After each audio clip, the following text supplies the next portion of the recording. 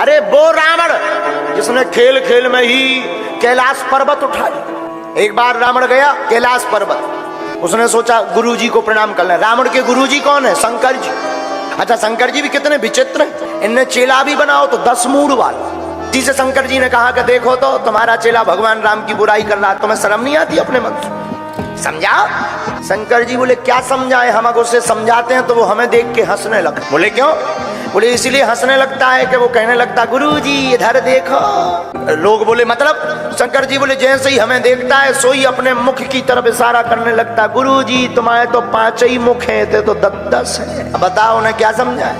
अच्छा, ऐसे लोगों को भला समझा भी कोई नहीं सकता। आज हमको एक पत्रकार पूछ रहे थे, बोले गुरुजी आपके विरोध में जो लोग हैं तो मंत्र ऐसा मारो कि उनकी बुद्धि स्वर जाए। हमने कहा भैया हनुमान जी रावण समझा उतरे, जब रावण नहीं बिना मरे सुधरो। हनुमान जी साधारण थोड़ी है, रावण समझा उतरे मान जा भगवान आए, लेकिन जब लो पानी खा गो टबक नहीं गवा। तो शंकर जी बोले हमारा चेला ही विचित्र है। बोले क्यों? बोले हमें देख के कहने लगता है इधर देख। एक व्यक्ति बोला क्यों गुरुजी? रावण के 10 सिर थे। एक संत बोले हमने तो देखे नहीं, अब देखे होते तो बताते 10 सिर, लेकिन हमने सुना तो है दशानन। दशानन का मतलब ही होता 10 आनन, जिसके 10 मुख हों। तो एक व्यक्ति बोला गुरुजी अगर उसके 10 मुख होंगे तो वो सोता कैसे होगा? हमने कहा मतलब? बोले गुरुजी अगर वो सोता होगा और मान लो अगर करवट बदल लें तो वे मुख। हमने कहा कि भाई 2 उपाय हैं, जिसके 10 मुख है उसको अगर करवट बदलना है तो पहले उसे खड़ा होना पड़ेगा, फिर उल्टा लेटना पड़ेगा। और दूसरा, जिसके ज्यादा मुख होते हैं वो ना सोता है ना सोने देता है।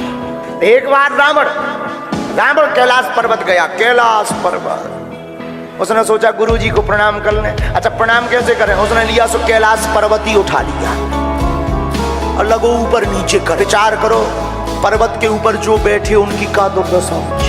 पर शंकर जी और पार्वती जी लगी हलवे। पार्वती जी बोली हुजूर ये है क्या? शंकर जी बोले चेला आया है हमारा। पार्वती जी बोली कर क्या रहा है? प्रणाम कर रहा है। ये कौन सा चेला है?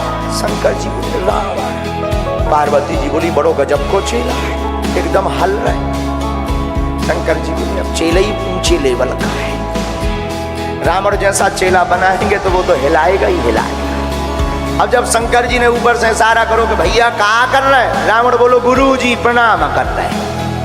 शंकर जी ने कहा भाई ऐसे कोई प्रणाम करता है? प्रणाम चरणों में करते हैं। रावण भी कितना बुद्धिमान है, रावण से जीत कौन सकता? रावण बोला ये एक बात बताओ गुरुजी आप बैठे किस पे हो? बोले कैलाश पर्वत पे। तो शंकर जी से रावण कहता है चरण तुम्हारे कहाँ रखे? बोले कैलाश पर्वत में। तो बोले हमने सीधा पर्वत ही उठा लो। कहा बताओ।